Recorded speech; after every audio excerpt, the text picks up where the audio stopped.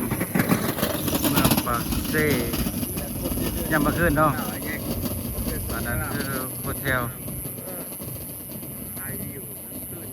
บัวขาวน้ำคลอง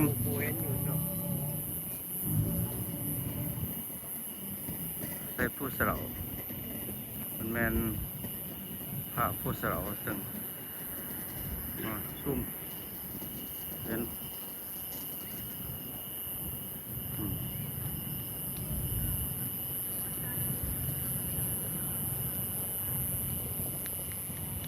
กลุ่มของพยอมแล้วนี่ท่าแคมป์ของ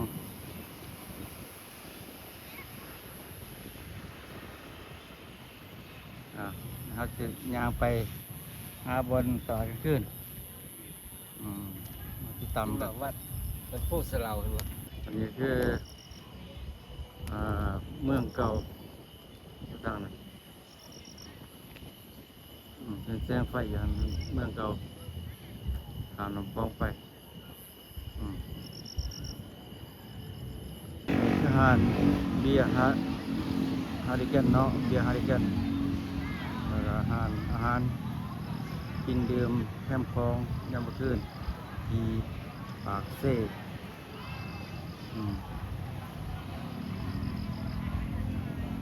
ตอนนี้เขาก็เดินอยู่บนออกถนนออกกำลังกายแคมป์ของ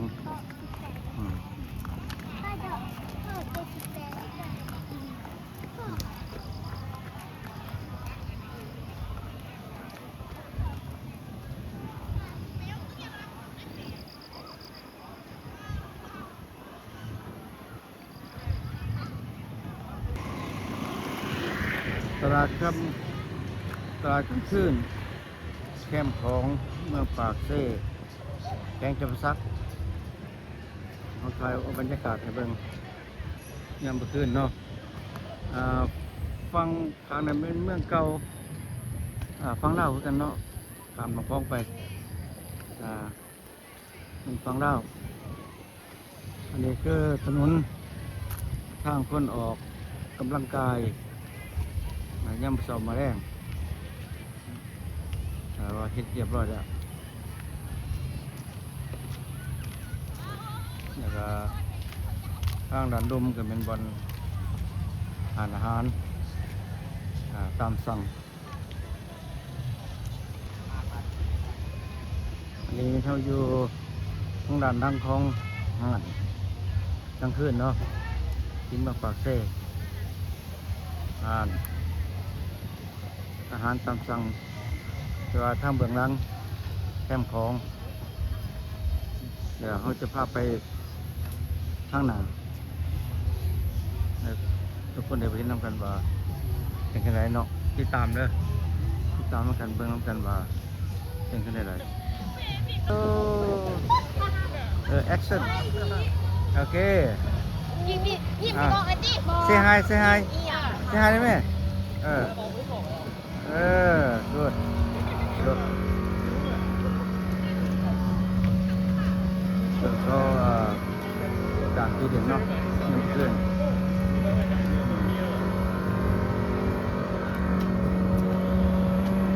โรสเตอร์อันนี้บนศูนย์รถแข่งหน่อยเนาะบนเขาจอดขยักกีกับมาจองอยู่เป็นบนจอดรถของรถแข่งไปแซงซีหน่อย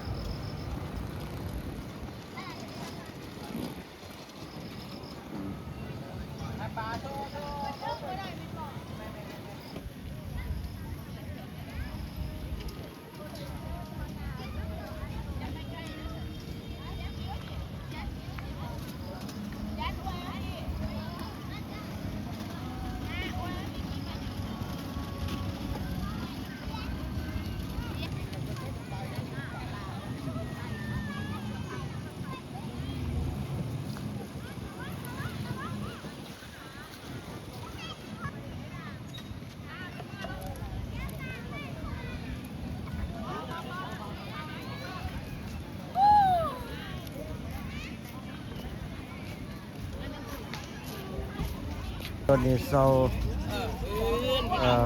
ชั่วโมง100,00030นาที50,000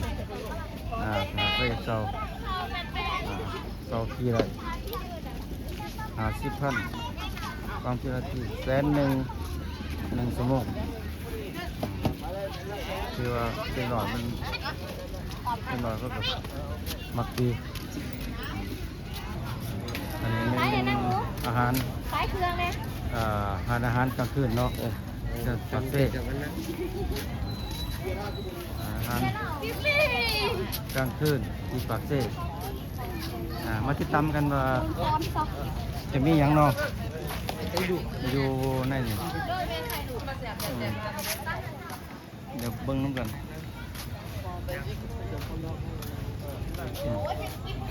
อันนี้คืออาหารซีฟู้ดอาหารทะเลซีฟู้ดได้เด้อมีอาหารค้าทั่วไปอาหารขายอา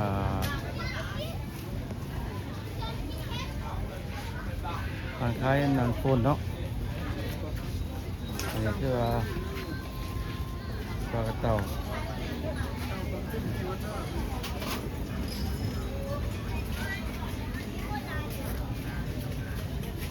อันนี้แม่นทงปลากระเต่ากันนี่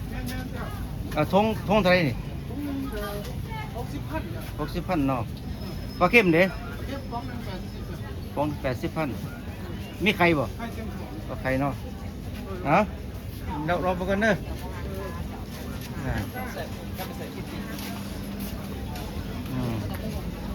อันนี้เป็นทานอาหารกลางคืนอยู่ในเมืองปากเซ่แจ้งจำปาสัก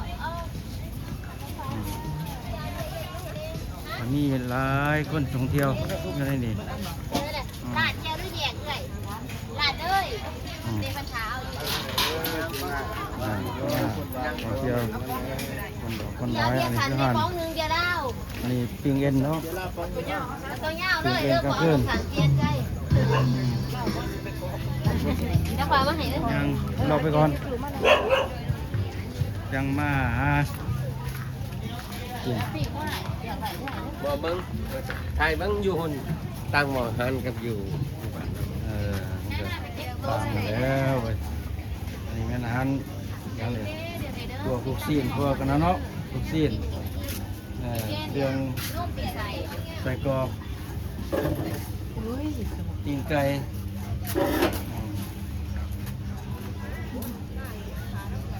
เด้โอ้ย หางหอยโขงนอนเนาะหอยโขงหอยลาวอันนี้หอยไทยหอยแค่นี่กลุ่มไม่ยังครับ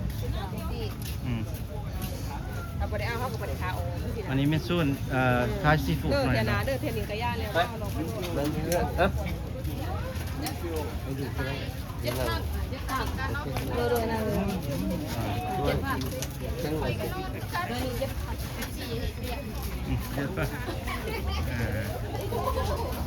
ไปเบิ่งกันเรื่อยๆข้าเลาะกันนี่คืออาหารกลางคืนที่ปาเซ่พระมากก็อย่าลืมมากลางคืนเนาะหลายส่วนเนี่ยคนหลายส่วนเรียกว่าคนหลายลงไปเรื่อยเป็นต้มหอยโขง เปิดฟังแม่ฟังเนาะ อันนี้อาหารต่างประเทศไปเรื่อยๆคนก็หลายคนสมควรได้บัดนี้มากินอาหารตามสั่งที่ตลาดกลางคืนเมืองปากเซ่มีปิ้งเอ็น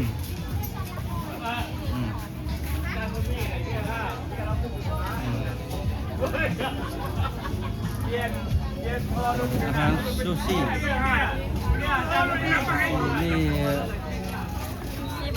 มีแคลิฟอร์เนียโรลเป็นอะไรนี่เนาะ เบียร์เหล้าขนมไม่มี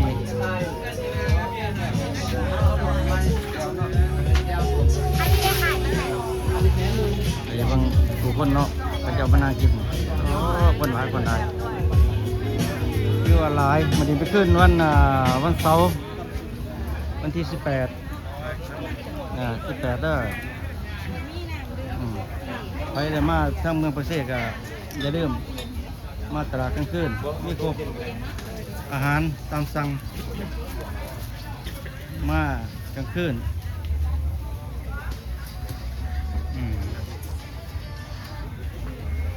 อันนี้เขาก็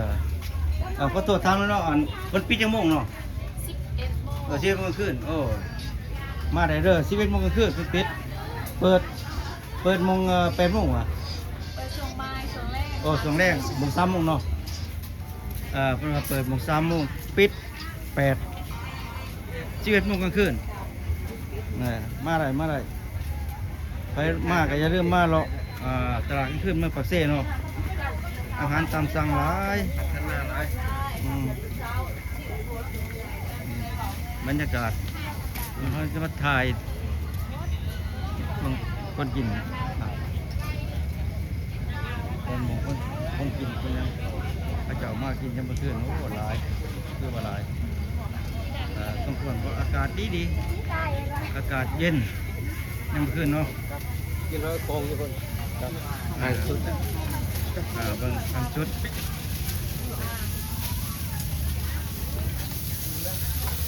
นี่ก็โอเค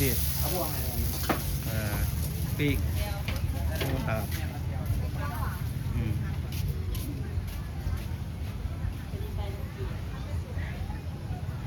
ก็เบิดสุดเท่านี้บัดนี้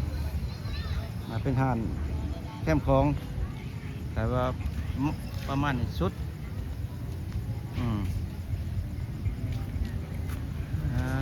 อาหารเป็นปิดเนาะร้านเบียร์สดปิดร้านเบียร์สดปิดพอเปิดกับประมาณนี้